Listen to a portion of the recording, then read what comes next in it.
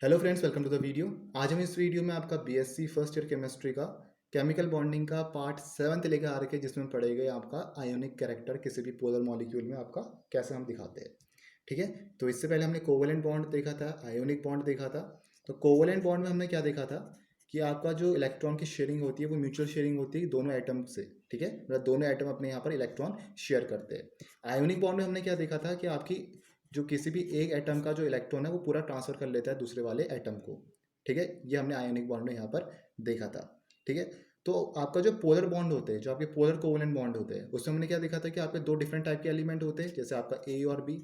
ठीक है, तो दो डिफरेंट टाइप के एलिमेंट होंगे जो आपके डिफर करेंगे किस पे, इलेक्ट्रोनेगेटिविटी में। इलेक्ट्रोनेगेटिविटी का डिफरेंस रहेगा, तो जो आपका शेयर्ड पेयर ऑफ इलेक्ट्रॉन है वो आपके बी वाले एटम की तरफ ज़्यादा रहेगा, जिसके वजह से क्या होता है आपका ये पार्शियल पॉजिटिव होता है और ये पार्शियल नेगेटिव हो जाता है। तो ये हमारे जो इस टाइप के बॉन्ड फॉर्म होते हैं इसे हम कहते हैं पोलर कोवेलेंट बॉन्ड। ठीक है, तो पोलर कोवेलेंट बॉन्ड में क्या देखने को मिला था यहाँ पर कि आपका इसमें पार्शियली कोवेलेंट भी है और पार्शियली आयोनिक भी है। इसमें आपका पार्शियली कोवेलेंट कैरेक्टर भी दिखता है और इसमें आपका पार्शियली आयोनिक कैरेक्टर भी देखने को मिलता है। ठीक है, तो जो आपके आयोनिक कैरेक्टर की परसेंटेज है, ठीक है, जो आपके आयोनिक कैरेक्टर की परसेंटेज है, इसको हमें यहाँ पर निकालनी है। और इसको हम कैसे निकालते हैं यहाँ पर, डाइपोल मोमेंट से। ठीक है, म्यू हमारे पास यहाँ पर होता है डाइपोल मोमेंट, जिसको हम कहते हैं बॉन्ड डाइपोल मोमेंट भी। ठीक है, डाइपोल मोमेंट हमें बताएगा कि किसी भी आपके बॉन्ड में जो आपका पोलर बॉन्ड है उसमें आपका आयोनिक कैरेक्टर की परसेंटेज कितनी है। ठीक है, तो ए भी हमारे पास, अगर कोई हमारे पास यहाँ पर कंपाउंड है, तो ए और बी को अगर हम यहाँ सेपरेट करें डिस्टेंस स्मॉल आर से, ठीक है, तो दोनों अनलाइक चार्जेस होंगे, तो प्लस क्यू और माइनस क्यू आएगा क्योंकि दोनों आपके डिफरेंट एलिमेंट है। ठीक है, तो जो डाइपोल मोमेंट का आपका रिलेशन होता है यहाँ पर वो होता है आपका mu equals to R into Q. ठीक है, आर क्या है आपका, जो आपका डिस्टेंस ऑफ सेपरेशन है बिटवीन टू एटम्स, और क्यू क्या आपका चार्ज जो है। ठीक है, और जो आपका यहाँ पर एरो शो होता है वो होता है आपका फॉर्म लेफ्ट टू राइट। ठीक है, लेफ्ट टू राइट आपका यहाँ पर एरो शो होता है। कहने का मतलब है कि जो आपकी ए के शेयर्ड पेयर ऑफ इलेक्ट्रॉन है वो आपके ज़्यादा लाई करेंगे बी की तरफ, क्योंकि आपका बी यहाँ ज़्यादा इलेक्ट्रोनेगेटिव है देन ए। ठीक है, तो आपका डाइपोल मोमेंट है डायरेक्टली हाँ डिपेंड करता है यहाँ डिफरेंस इन इलेक्ट्रोनेगेटिविटी में। ठीक है, कि आपकी इलेक्ट्रोनेगेटिविटी में डिफरेंस कितना है। जितनी ज़्यादा आपकी इलेक्ट्रोनेगेटिविटी में डिफरेंस होगा उतना आपका डाइपोल मोमेंट यहाँ पर बढ़ेगा। ठीक है, तो हम कह सकते हैं कि आपके पास जैसे एच एफ है, एच सी एल है, एच बी आर है और एच आई है। तो हमें पता है कि फ्लोरीन की आपकी जो इलेक्ट्रोनेगेटिविटी है पूरे पीरियोडिक टेबल में सबसे ज़्यादा रहती है। तो एच एफ में हमें सबसे ज़्यादा इलेक्ट्रोनेगेटिविटी डिफरेंस देखने को मिलेगा। तो सबसे ज़्यादा इलेक्ट्रोनेगेटिव डिफरेंस देखने को मिलेगा तो इसका डाइपोल मोमेंट सबसे ज़्यादा, देन एच सी एल का, फिर एच बी आर का और फिर लास्ट में आपका एच आई का। फॉर एग्जाम्पल अगर मैं एच सी एल का मॉलिक्यूल लूँ, ठीक है, तो हाइड्रोजन पे आपका एक वैलेंस इलेक्ट्रॉन, क्लोरीन में कितने होंगे आपके साथ।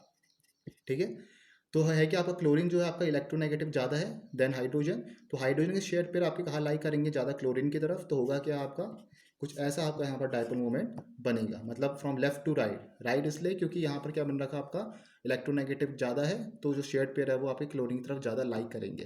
दरअसल आपका जो साइन आ रखा है आपका ऐसा कुछ आ रखा है, तो ये आपका पार्शियल पॉजिटिव होगा, या आपका पार्शियल नेगेटिव होगा, या प्लस क्यू होगा या माइनस क्यू होगा।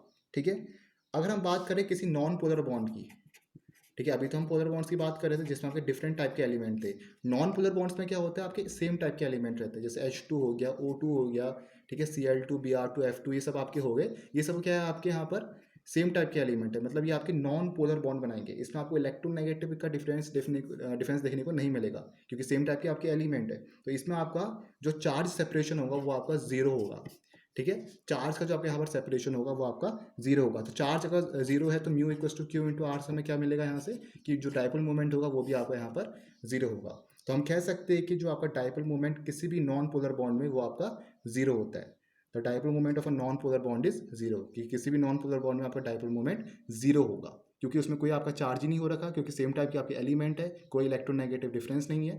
ठीक है, अच्छा, फिर हमें समझना है आपका यूनिट्स ऑफ डाइपोल मोमेंट, कि डाइपोल मोमेंट की आपकी यूनिट क्या रहती है। ठीक है, तो यूनिट क्या होती है आपके डाइपोल मोमेंट की यहाँ पर, उसे हम दिखाते हैं 1 डिबे से।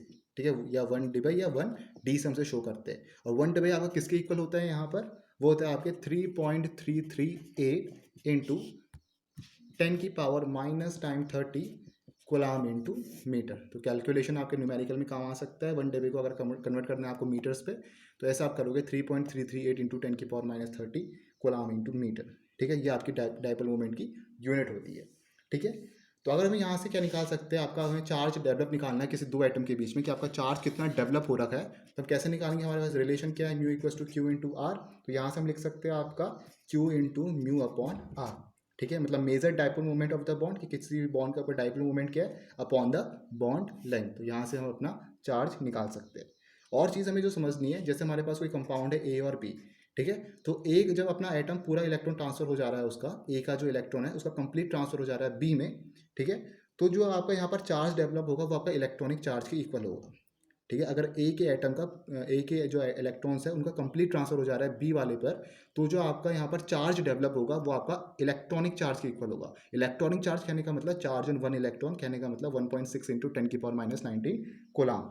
ठीक है, लेकिन जब आपका क्या हो रहा है, ट्रांसफर पार्शियल है, मतलब पूरा आपका क्या हो रहा है वहाँ ट्रांसफर नहीं हो रहा है, मतलब वो पोलर मॉलिक्यूल है, तो जो चार्ज होगा, जो हम चार्ज कैलकुलेट करेंगे डाइपोल मोमेंट का, वो आपका इलेक्ट्रॉनिक चार्ज से वहाँ कम रहेगा, मतलब वो आपका वन इलेक्ट्रॉनिक चार्ज से वहाँ पर कम रहेगा जब आपका पार्शियल वहाँ पर ट्रांसफर हो रहा है। ठीक है, तो एक और रिलेशन यहाँ से लिख सकते हैं, जो आपका परसेंटेज आयोनिक करेक्टर है किसी भी बॉन्ड पर, percentage ionic character in bond, इसको हम किसके इक्वल लिख सकते हैं कि एक्चुअल चार्ज कितना डेवलप हो रखा है आपका, actual charge developed on bonded atoms upon the charge on one electron. ठीक है, चार्ज ऑन एन इलेक्ट्रॉन मतलब 1.6 इंटू 10⁻⁻19 कोलाम। तो यहाँ से हमारी एक रिलेशन आ रखा है परसेंटेज आयोनिक कैरेक्टर कि एक्चुअल चार्ज कितना डेवलप हो रखा है आपके किसी भी दो बॉन्डेड एटम के बीच पर upon the charge on an electron into 100। ये आपका निकलेगा यहाँ से percentage ionic character in a bond. ठीक है, एक और हम यहाँ कर सकते हैं कि आपका किसके इक्वल होगा, mu observed upon mu ionic. ठीक है, जो आपका आयोनिक कैरेक्टर होगा उसे हम कह सकते हैं आपका किसके इक्वल होगा, जो आपका डाइपोल मूवमेंट है, ऑब्जर्व डाइपोल मूवमेंट है upon the ionic dipole movement है। ठीक है, जब आपका कंप्लीट ट्रांसफर हो चुका है इलेक्ट्रॉन का, उस समय आपका यहाँ पर जो डाइपोल मूवमेंट होगा आपका आयोनिक डाइपोल मूवमेंट यहाँ पर होगा। ठीक है, तो ऐसा भी हमारे यहाँ पर रिलेशन बन सकता है। तो ये कुछ आपके रिलेशन है जो आपके यहाँ पर न्यूमेरिकल में भी काम आ सकते हैं। ठीक है, तो यहाँ से हम अपना कंक्लूड कर सकते हैं कि अगर आपका डाइपोल मूवमेंट यहाँ पर इलेक्ट्रोनेगेटिविटी डिफरेंस पे डिपेंड कर रहा है, तो अब यहाँ से एक फ्लो चार्ट टाइप का बना सकते हैं कि यहाँ को हमारा क्या हो रहा है, यहाँ पर इलेक्ट्रोनेगेटिविटी डिफरेंस हमारा इंक्रीज कर रहा है। ठीक है, फ्रॉम लेफ्ट टू राइट हमारा इलेक्ट्रोनेगेटिव डिफरेंस इंक्रीज कर रहा है।